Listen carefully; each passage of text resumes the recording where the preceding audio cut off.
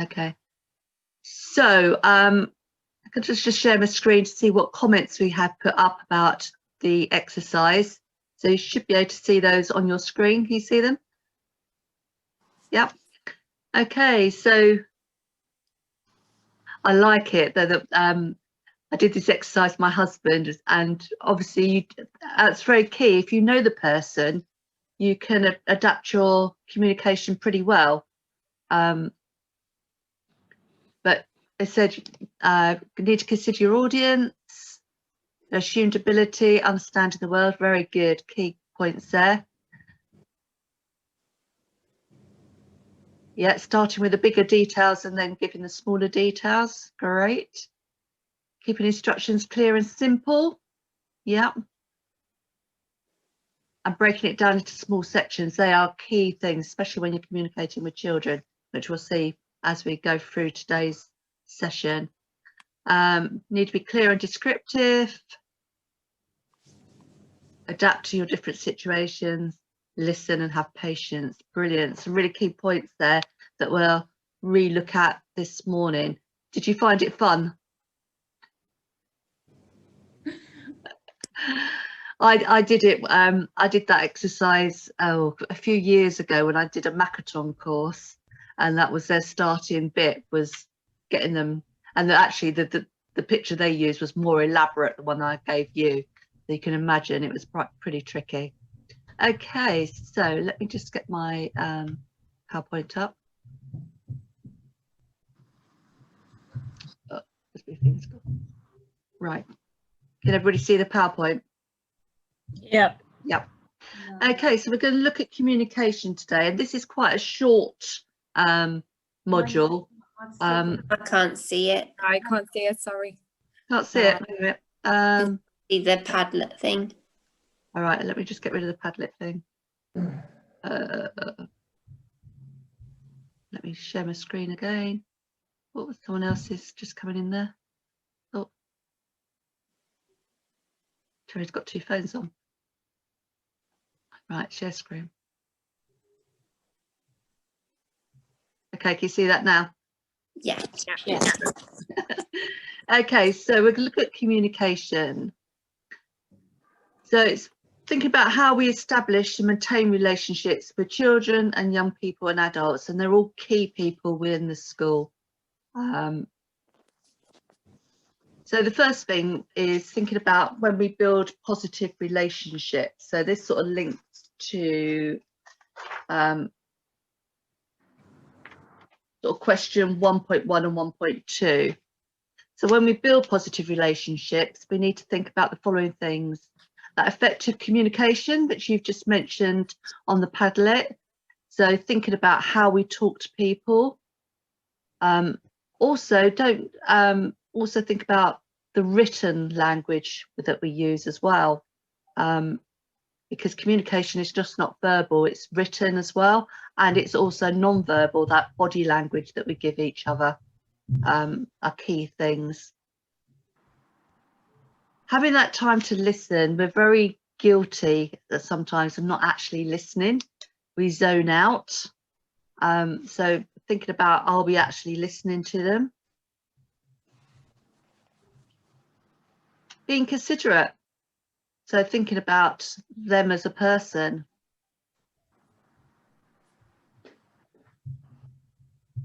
That's remembering issues that are personal to them. So empathizing with people.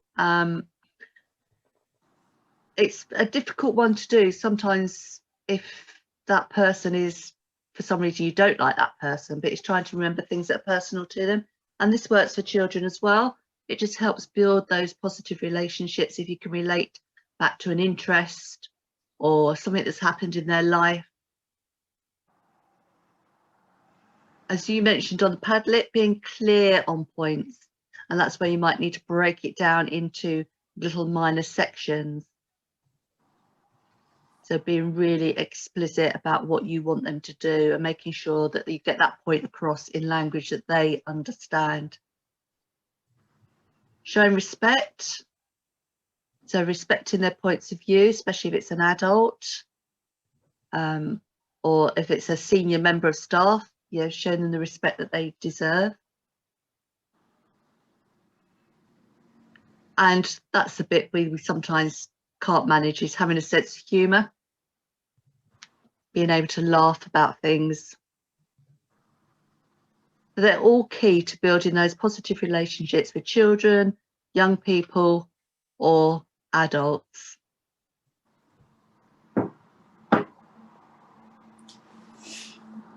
So this is quite an interesting fact, that obviously only 7% of the meaning that we get across when we communicate is by words. 55% is by our facial expressions and body language. So it's thinking about how you're sitting, standing.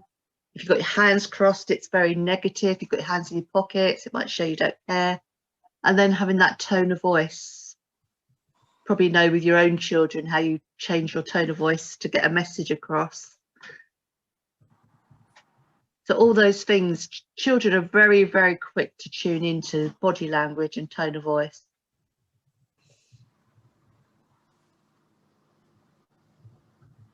Okay. So why do you think effective communication is important?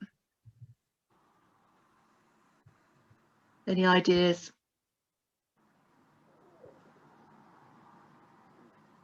What happens if we don't have effective communication then? People don't want to listen to you. Sorry, say again. They won't want to listen to you. They don't want to listen to you.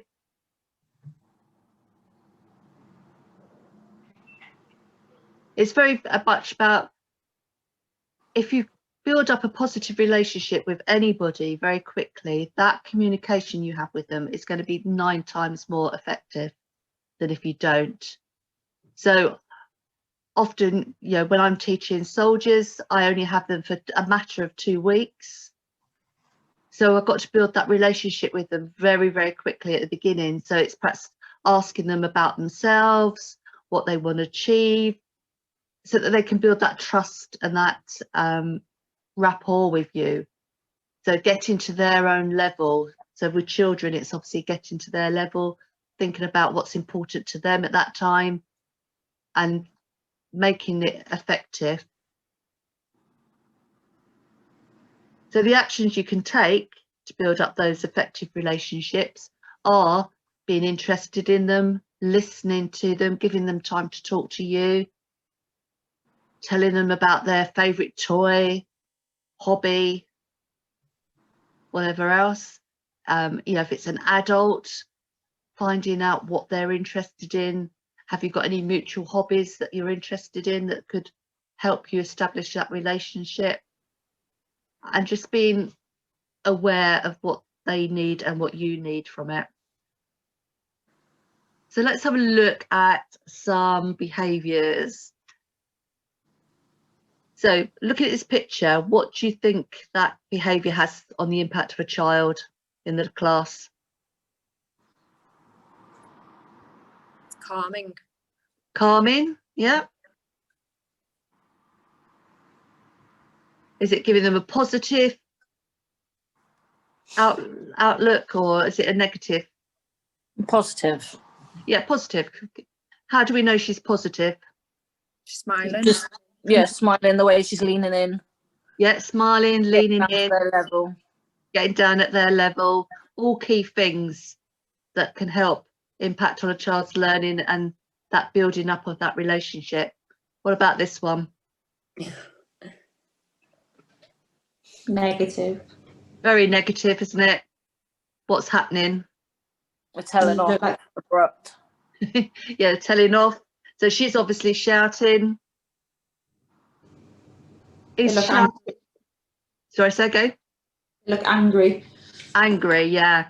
So would you do that in front of a class of children? No. No. Should you ever shout at a child in school? If they're being really naughty. Yeah, you try not to. If you're going to do that, you probably need to take them away from everybody else. But you shouldn't really need to shout at children. If you, I mean, if unless you're- it was like sort of like an emergency or something, you know, you had to get them to stop something. yeah, which would straight yeah, away you might okay. have to react Yeah, to an it, mightn't you? emergency, I would agree, yes. If you need to shout to get their attention, to stop them doing something that could endanger their life or somebody else's. But really, if you feel that you're going to lose your temper, your probably best bet is to walk out the classroom and take 5 minutes before you come back and deal with it. Same as if you were dealing with an adult. So if you were dealing with an angry parent, you might need to take a step back, give time for both of you to settle down before you take that conversation. There's nothing worse than being confronted by an angry parent when you're not prepared. So what about this one? Have a look at the adults in this picture. What sort of body language are they giving off? They're giving off like they're not interested. They're just there because they need to be there. Yeah, exactly. They've got the arms folded. What about how do you think the Kids' children? birthday party. Sorry, say again. It's like the parents at a kid's birthday party. What do you think the children would feel like that the parents or the adults are all standing like that? They'd be upset, wouldn't they? Yeah, they're probably upset. Are they getting involved with what the children are doing? I think they probably want them to come down to their level, don't they? Yeah, The children would rather they were sat with them rather than stood over them. Yeah, exactly. It looks like the kids are being examined, doesn't it, almost, because they're not they haven't got down to their own level. The body language, some of them have got bits of paper they're writing on, not actually showing any interest in what the children are actually doing.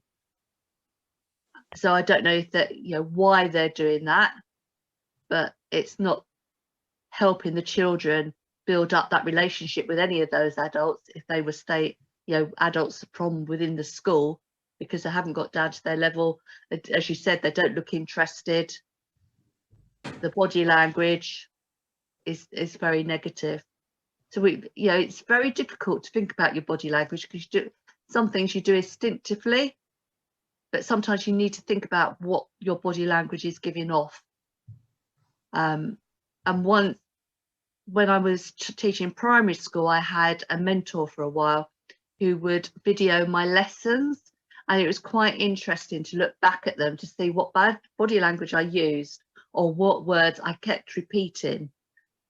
And it's quite an eye-opener, because you just do these things instinctively. You don't actually think about how those behaviours impact on children in the class. What's this one showing you? Stress. I think she's had a bad day, don't you? Yeah. Again, we don't say if a child or children came into the class and saw you like that, they would pick up on it very, very quickly, and their behaviours would change accordingly, because they realise that you're not feeling very well or you're fed up, and they are very you probably know from your own children, they're very quick to pick up on your mood and can play up to it. So it's about thinking about how our behaviours impact on a child. So we need to avoid these certain things. Stereotyped assumptions. So assuming that a child or an adult, because of their background, their name, their culture or their language, fits that stereotype. So certain names, like if you get a child with the name Damien, it obviously has connotations with the devil, and some people might assume that he's going to be that awkward child. So it's about not having any assumptions. Very difficult to do sometimes, because I worked at a school for a little while, and I must admit I only lasted a month and I had to leave, because I didn't realise that 90% of the children were from traveller families, and their attitude to schooling is very different to the rest of us. And I didn't have any assumptions about that until I got into school, and then those assumptions were fitted, that's, you know, you just couldn't help but stereotype them, which is something we should avoid. Obviously interrupting, so if a child's talking or an adult's talking, try not to interrupt them, to let them talk. Also, you've got to think about if a child has got some language difficulties, like stammering or anything like that, they will need longer time to get their message across. So we need to make sure that we give them that time to talk. As we just saw in those behaviours, standing over them, or telling them off publicly, that doesn't help you build up a rapport with the other children in the class or an adult or anybody. Sighing. Very difficult to do because sometimes we just do it naturally, but try not to do it in class. Joking about characteristics.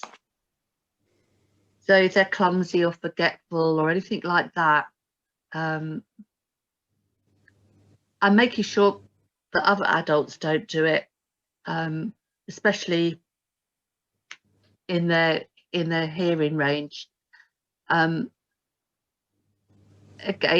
this is quite in some schools, and I'm thinking of a school in Salisbury at the moment. When I worked there, they've got an attached hearing unit because they have children with hearing issues, and all the classrooms, all the teachers in the classrooms wear a microphone to help those children. But you've got to remember to turn that microphone off when you're talking to another adult, or gone out the classroom, or in the staff room, or gone to the toilet, because they'll still hear it.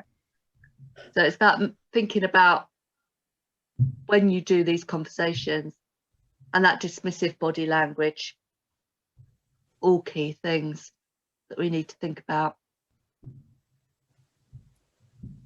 So, best practice.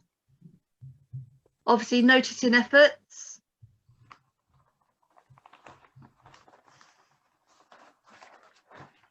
Only giving practical support when it's actually needed. Sometimes we're very quick to leap in and give help when they actually don't need it. It's giving them the time to have a try themselves and then waiting for them potentially to ask for that help. Maintain eye contact.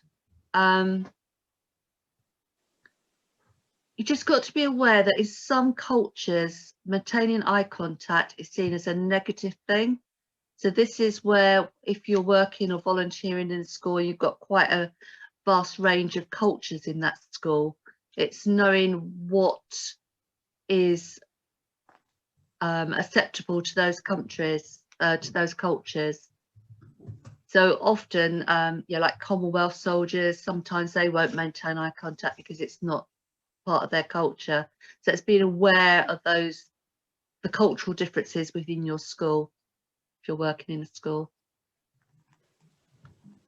Obviously, respond and acknowledge any comments they've made or any contributions they've made, even if it's just a nod to the head or a quick yes or thank you.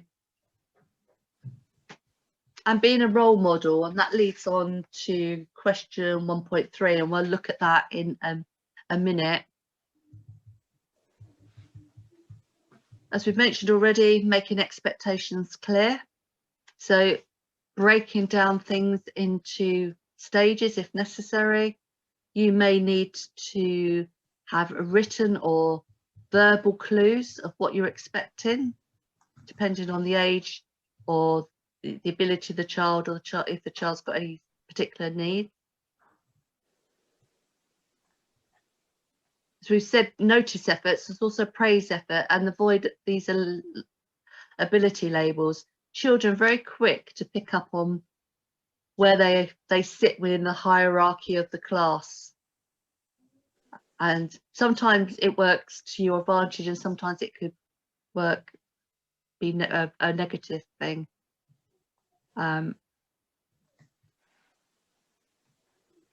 and that positive body language, making sure we've got that positive body language. And be reassuring.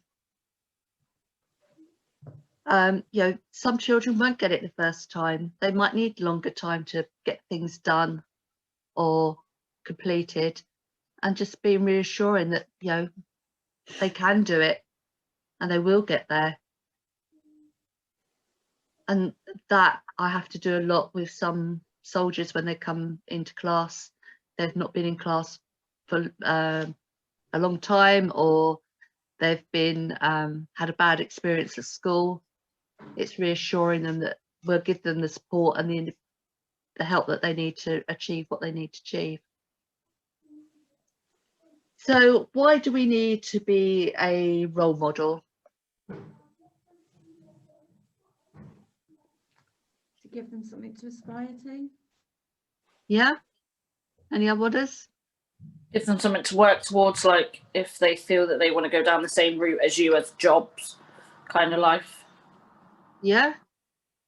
Yep. It's to help them like learn behaviours from you, Yeah. as what's socially acceptable and how you behave towards others. Yes, but it's exactly. So it's about you know, your role within the class and your role as you interact with the other adults in the school, the teacher you're working with.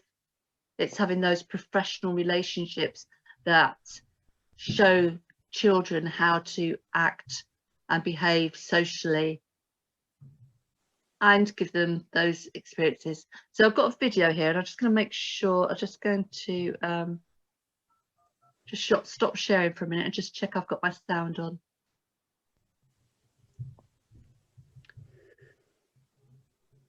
Hopefully this will work. This is an American video, and it is on the VLE if you need to want to watch it again, but I think it just gets a point across about the impact you as a teaching assistant or a teacher can have, and hopefully this will work. If it doesn't work, That's what you're gonna ask her too? That's a hard question. A world without teachers. What would the world be like without teachers? Chaos. Sad, because I won't learn anything. The younger generation wouldn't have anyone to look up to learn from. Walk around ignorant. I mean, we could keep the teachers, but just no homework. That'd be pretty cool. Everybody would be going cuckoo and we wouldn't do anything. I think that is the scariest thought that anyone could ever have. I think it will be craziness, just because I feel like teachers are, besides our parents, the first people we meet who like shape who we become. I haven't always been like the best student throughout my whole life. I was always in trouble. I had suffered 3 Fs, and I realized like, oh, well, I need to fix that, you know? 4th grade was over. I'm here 5th grade, we graduate, 6th grade. Hey, Miss Gonzalez, how you doing? And then she's like, oh yeah, I heard these are your grades. What's going on in that science class? Like, she was like totally just keeping up. And I just felt like, whoa, like something's different about that. Gave me the time of day, mostly. It was very, it was very engaged in stuff that I was doing. Even though I was in detention, I was still learning. And she was the one teacher who really saw a lot in me to make me feel like I wasn't the kid that other teachers were saying. And there was a point where I said, okay, I'm gonna fail my French class because I haven't been there. So I haven't done any homework. I'm just gonna drop out before I fail. And then she specifically came to me and said, no, I'm gonna work out a deal with you so that if you stay, you won't fail. Yeah. When you didn't do good at school, she would chew you out, but she'll always give you a chance to make it up. You know what I mean? She'll never put you low standard and just leave you there. You know, and that's one thing I like about teachers. You know, they won't leave you behind. You know, and when I got accepted into colleges, the first thing I thought is like, I better go. And I better go and tell her. I'm gonna be like, guess what? I got into Penn State, I got into a UC, I got into all these colleges. Actually inspired me to pursue political science. She's basically the one that taught me to just keep trying. I can accomplish more than I probably think I can. I felt it, like she didn't have to do that, but it made the difference. You see, I'm getting emotional, because like, she's great, you know? Give me a minute.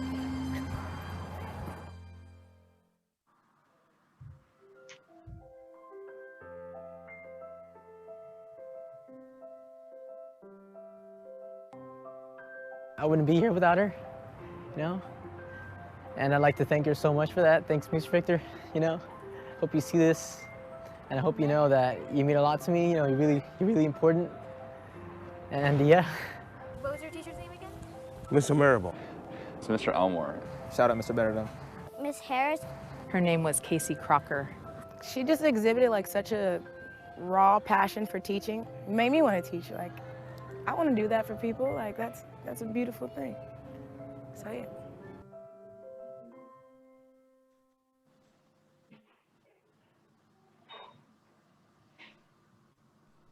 What did you think about that video? Bless that boy at the end. Sweet. Did you think so what things did those teachers give them in the way of being role models? Gave them a good chance at starting the life they want to lead. Yeah. Work and social life. Yeah. To believe in themselves. To believe in themselves, yeah. Any others? You can see that you know, being a role model has a real impact on those children, and they've remembered those teachers, and they probably remember those teaching assistants that helped them achieve what they wanted to achieve, gave them a good role model, gave them a good work ethic. And that's what a role model is.